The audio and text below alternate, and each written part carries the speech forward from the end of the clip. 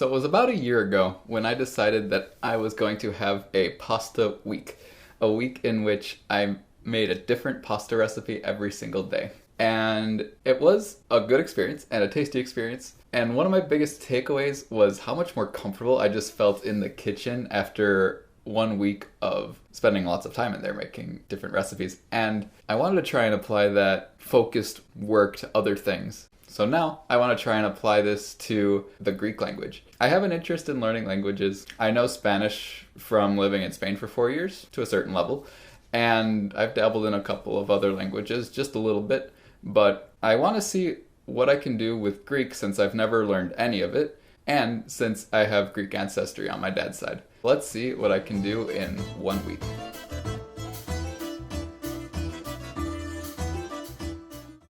Okay, it is day one. So, the last time I dabbled in a language, I put together a list of very common terms just to know some terms. This is like, hello, how are you? Good morning. Thank you, you're welcome. Nice to meet you. Goodbye. So, I made a list like that. So, these are the terms I want to learn today. So, I don't know the Greek alphabet yet. I just want to learn it phonetically, be able to say it and be able to understand it, and not worry about the alphabet just for today, because it's kind of, first of all, it'll be easier to apply the alphabet when I know some terms, and it also kind of simulates how native speakers learn their native language, because when you're a baby, you hear first, then you speak, and then you read, and then you write. So I'm kind of going to simulate that a little bit by not worrying about the alphabet today. But I will learn it soon because since I'm not a native Greek speaker and since I will never be, I will use the tools I have at hand to speed up the process, since this is all about how much I can do in 7 days. Just making some flashcards from this list.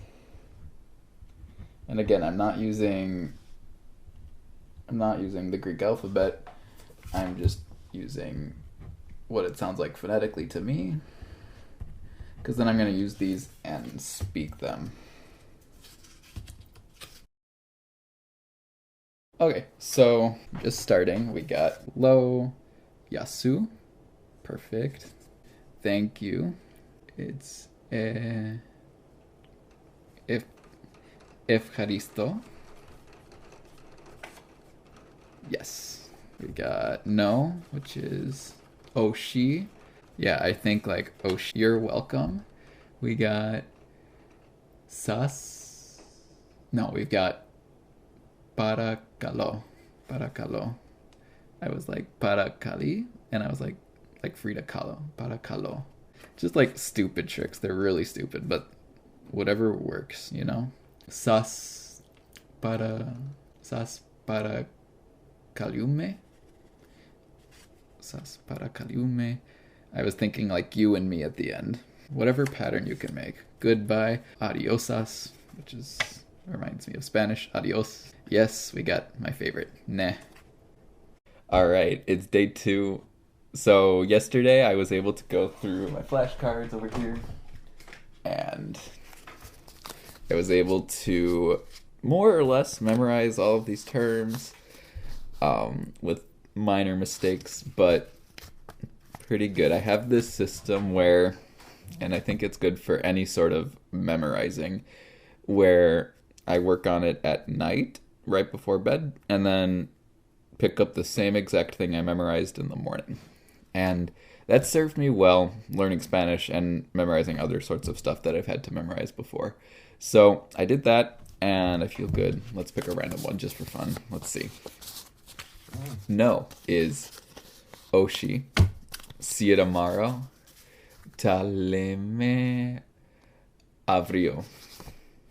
Alright, I'm not going to do them all. But anyway, today I'm going all in on the alphabet. I even took a peek last night, but hardly. But I was just like ready to look at the alphabet. And yeah, I think it's going to help a lot. Once I have the alphabet and I can read some things, I think it's going to open up a lot of pathways to learning Greek quickly. which is good because there are only 6 days left. So let's see how today goes. Omicron, Pi, Rho, Sigma, Tau, Epsilon, Phi, Chi, Psi, Omega. Alpha, Beta, Gamma, Delta, Epsilon, Eta, Theta, Iota, Kappa, Omicron, Pi, Sigma, Tau, Epsilon, Phi, Omega. Almost.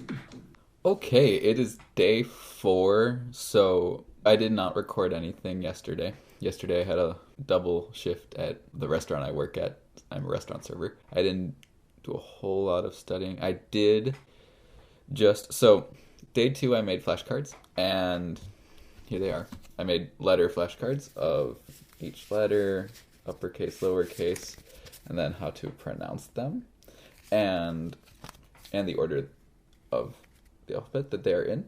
And I practiced those in the morning and at night, just to at least do something, and I tried writing a few words. I use a language exchange app called Tandem, and I've been starting conversations with Greek people to just try and use the language a little bit. And then on day 2, I was also pretty busy. I'm in like a Chicago suburb, and I went into the city to meet a couple of friends, and when I was going in and out, I was on the L, and I was practicing with these flashcards, and I was also practicing just like writing out the alphabet in a notebook. I tried to take advantage of the time while still having my typical life as well right now, whatever that is. As I'm learning the alphabet and starting to put together with words, it is an exciting process. When I can read something, I go like letter by letter, but like when I can read what the word is, honestly, I was just trying to put together the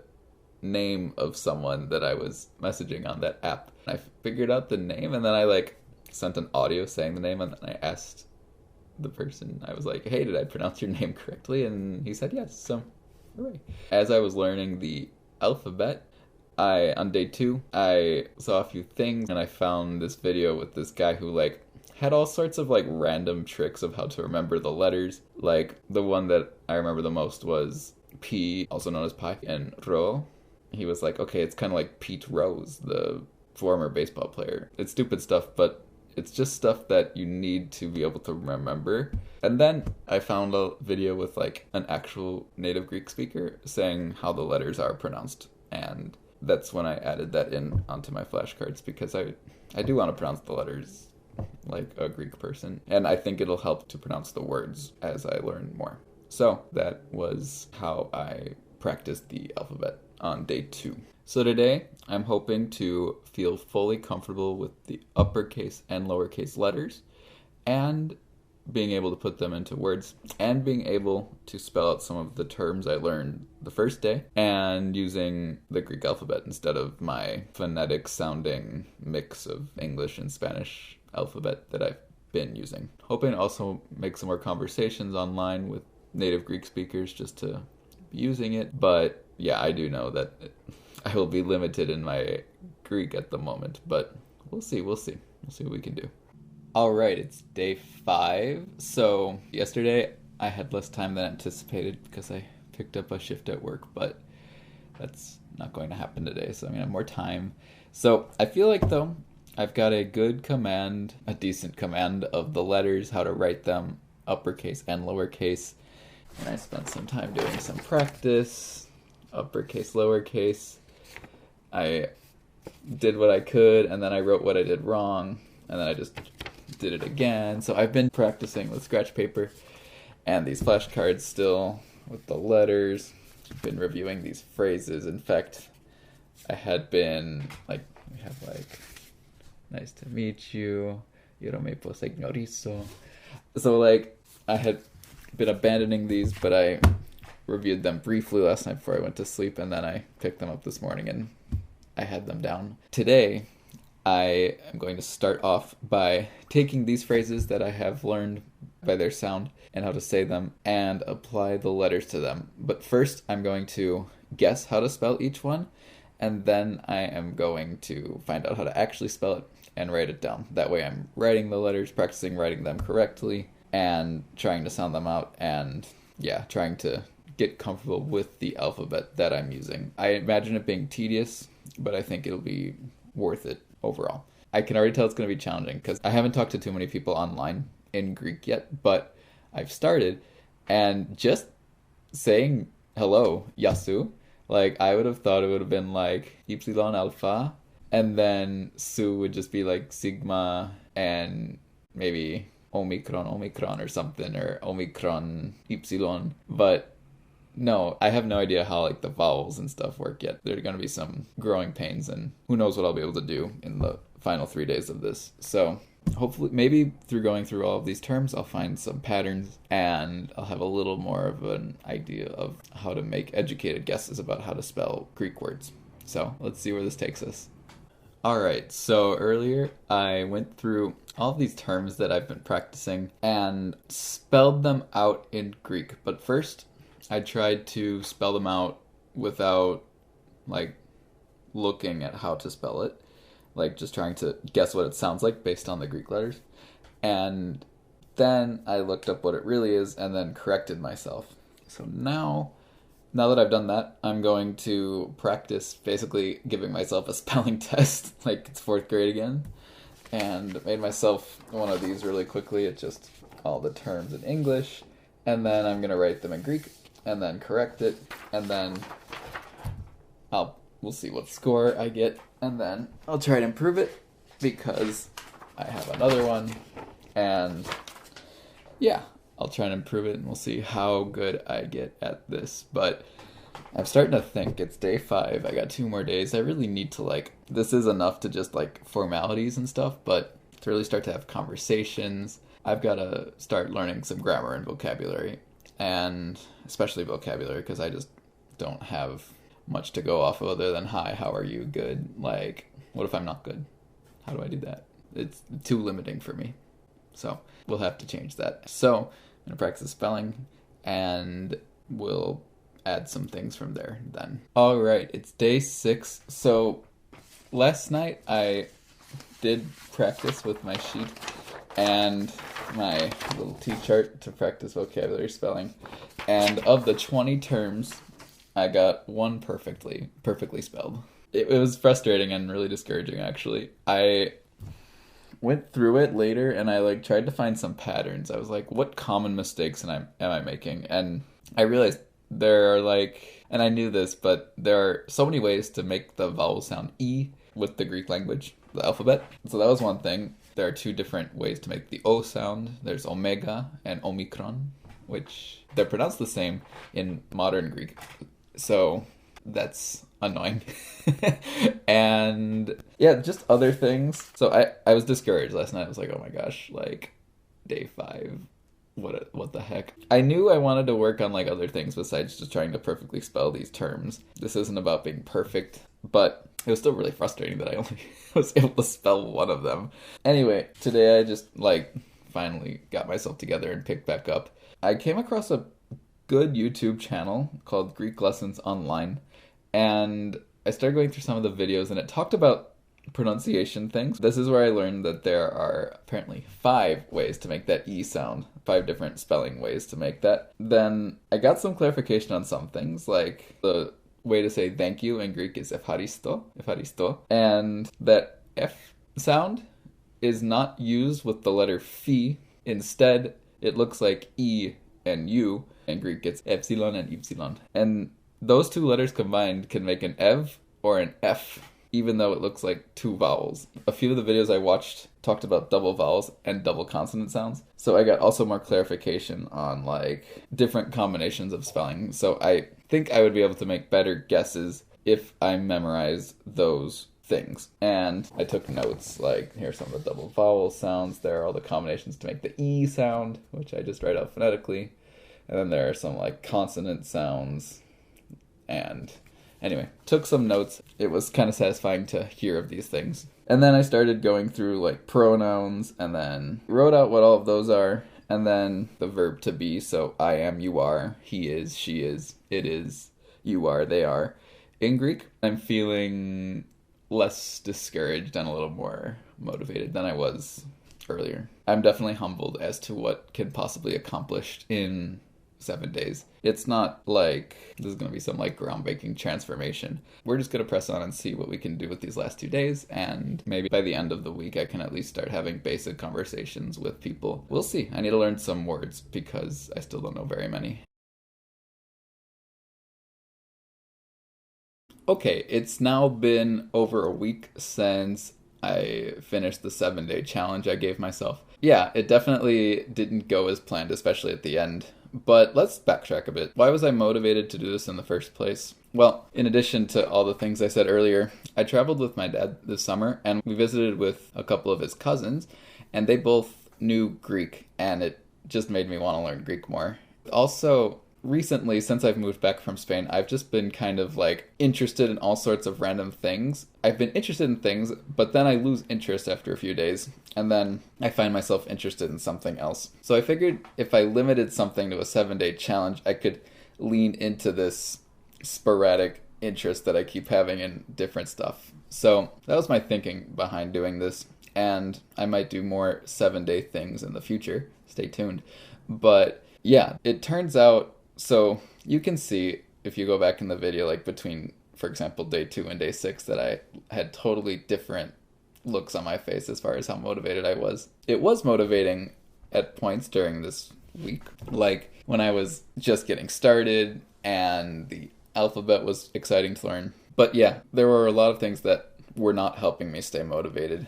And one of which was, and maybe the biggest thing, was that I didn't have anyone to learn with. No one was learning Greek alongside me, and I didn't have a teacher. I think that affected me because I definitely get a lot of energy from other people. Another thing was that I wasn't needing Greek for anything specific. I wasn't doing a job interview. I wasn't moving to Greece. I don't know anyone who only knows Greek. I don't even know many people that do know Greek. But anyway, another thing was like the motivation from the summer is just not the same now because it's been a few months and it's not like I see these cousins very often. And also, I just think there's a hump that you have to get over that I did not get over as far as learning enough to get by in conversation. And since I love conversations with people, this proved to be unhelpful that I couldn't use those to continue being motivated to learn Greek. And I can also compare it to like when I learned Spanish. I was motivated because when I got to Spain, I had already known some Spanish, so I was over this hump. I was able to have conversations from day one being in Spain.